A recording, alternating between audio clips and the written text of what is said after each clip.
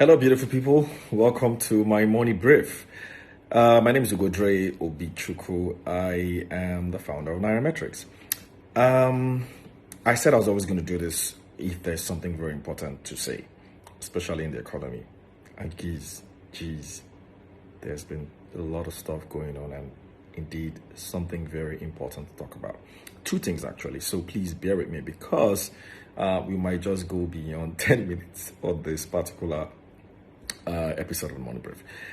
First of all, we've seen the exchange rate go from, 5 something to 570 something. I don't know exactly how much you buy it for these days because one has to be really careful. But it's about 570 something at the parallel market, not official market, to parallel market, like if you wanted to buy on the streets, which the CBN says is, kind of like illegal and not representative of the real rate. But you know what? That's what people buy it for. 570 something. And if you just pick up your phone and call, any of your dealers and ask that you want to buy Forex, they'll probably tell you 570 something. In fact, I also hear that wire transfers is even closer to 600. Not at 600 yet, but closer, something about 580 something and close to 590. That's if you wanted to buy maybe things like $500,000 or $1 million and things like that. A bit more expensive than if you're just buying regular cash. I'm going to try and make sense of what I think is happening. Just my opinion. I might be wrong, but my own opinion. And then yesterday, we heard the CBN governor tell everyone that they were basically going all out against Abokifx, a website that publishes FX rates, parallel market FX rates. They said we're going to go against them. Unprecedented as well. Crazy stuff. I'm also going to try and make sense of what I think is going on. So, like I said, this might just go beyond 10 minutes. So stay with me. All right. So, why are we on 5 something? Why's the parallel market so different? What's the disparity between the parallel market and the official market? So huge. The official market is like 410 and hardly moves above that band, maybe 411 and then 410 and then 412, like that, just within that band. But you've seen the parallel market where, people just buy and sell on the streets and over the wires outside of the official market at 570. But, I think I should maybe explain markets, especially financial markets, and what they mean.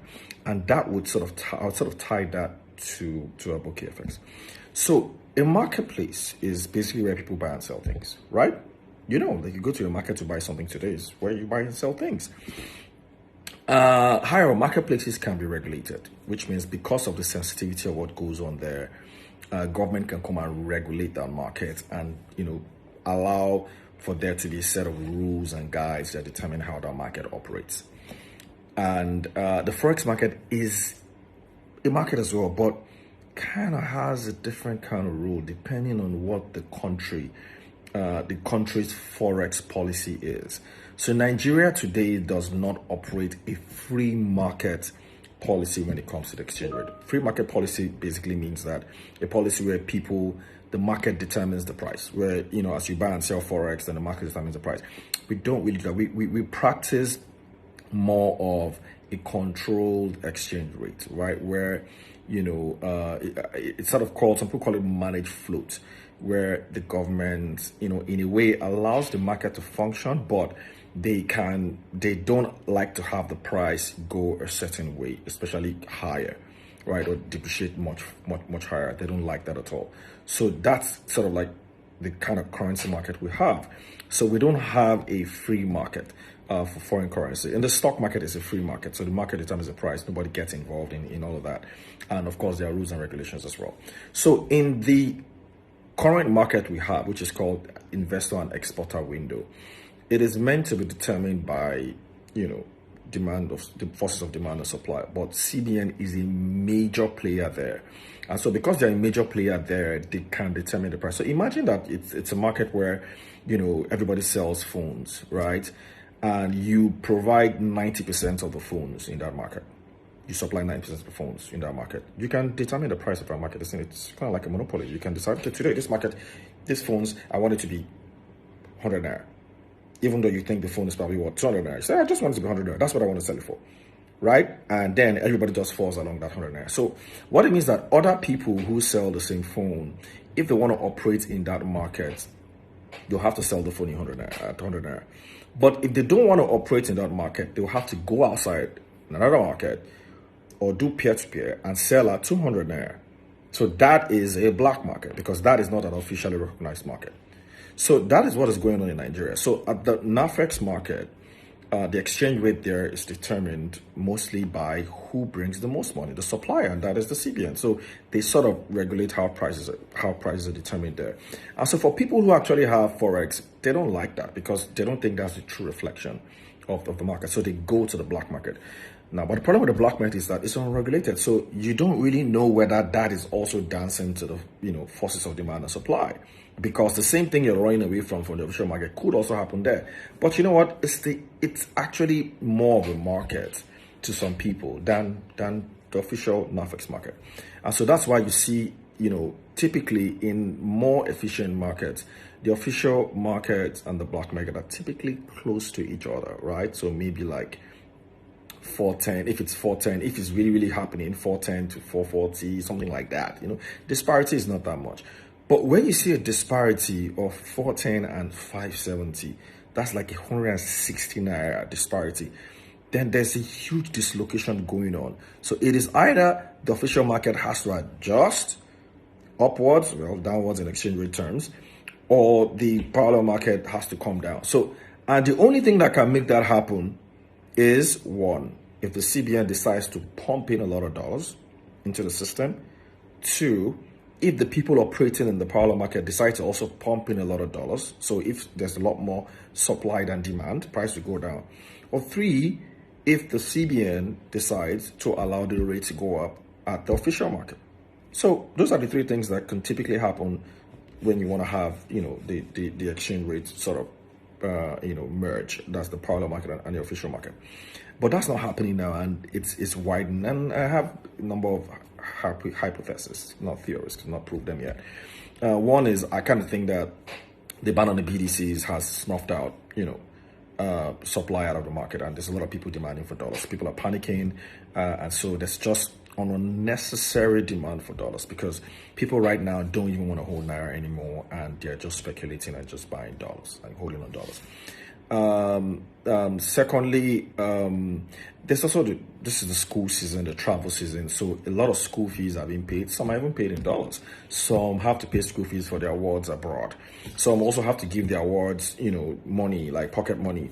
And today you're limited to the amount of personal travel allowance that you can get. So 4,500, probably not enough for a lot of families. So they have to give their awards a lot of dollars. So they also need to buy dollars. And there's a lot of people buying out of this country. A lot of people also have children that they moved out. So these are all pressures on the exchange rate. So it's very likely that these guys go to the parallel market to buy their dollars because you can't get all you want in the official market because it's limited. Remember I said it was controlled. So you have to go there and buy your dollars. And that's why you also have pressures on that side. Another reason that I kind of think as well is that a lot of businesses as well do need dollars to import because people are also importing ahead of the Christmas season. So people who do business, traders and all that, they also need to have supplies come in. So they also need dollars. And where are they going to get the dollars? It has to be, from that market. And then companies as organizations who need to import equipment and things, they need dollars. And the CBN can't meet everyone's dollar needs because remember what I said, there's not a lot of people playing in that official market again because they don't seem to like that price. Think about it. If you bring in $1 million to sell, would you want to go to that official market to sell even though that's the right thing to do? I don't think so. You just want to just do your peer-to-peer because it's not illegal to sell dollars to anybody at any price, right? That's not illegal. What is illegal is if you're participating in an established market that is not approved, right? Or structured market that is not approved. So that's what's going on. And then the last factor is I kind of think that there's also speculative attacks. There's an article on Nairametrics that was put up a few days ago. I think you should go read it. Probably speculative attacks in the Naira as well. It happens. There are people who are very good at attacking a currency, so they can attack a currency in such a way that it keeps depreciating and then they just dump it. It's also called pump and dump. So let me give you an example. So imagine that I started buying $100,000 every week say a few months ago. I was buying at 480, 490, 470, and I keep buying again. And I bought up to like $2 million, and then I keep it. And then on my average cost was probably 490 to the dollar. Okay, let's just say 500 naira to the dollar. But I want to exit at 600. What do I do? Remember, I already bought $2 million. So all I do is I just take out $100,000, and then I start to buy at any price. My budget is $100,000. So I'll buy $5,000 today. I buy it at 510. Tomorrow, I buy another $20,000 at 515. And then I keep buying. So I can even buy as much as $500,000 worth at any price, right? So once the price gets to my target exit price of $600, boom, then I dump. I dump that my entire $2 million that I already bought at an average of 500, and I clean out sweet. It happens. It's not illegal. It happens. There's a huge, you go and read up on George Soros and, how he wrecked the pound some years back. These things happen. It's all part of financial markets, all part of bets. So it's likely that could also be happening. Either people don't even know that it's happened, that's what they're doing. It could be purposely. It could just be that, people don't even know. But it's likely that there could also be an attack. So that is, what I think is going on in terms of why the exchange rate is depreciating. And I don't think it's going to stop anytime soon, except there is a huge inflow of dollars. There's no two ways about it. Without an inflow of dollars, you're going to keep having a depreciating currency. I don't for once think the Naira is anywhere at this rate in terms of real value. I just don't believe it. It just doesn't make sense to me.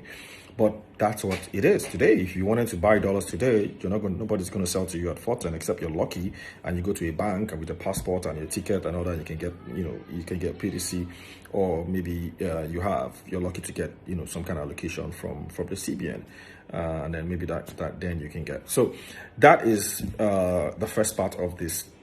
Okay, I suddenly made it 2-part series. So the second part, I'm going to be, talking about the Abokifx issue, and you would hear my opinion of what I think is going on. Look, I might be right, I might be wrong. It is my opinion. You don't have to listen or take it, seriously. It's just my opinion. All right, so thank you guys, and I'm going to be doing that very soon. Bye.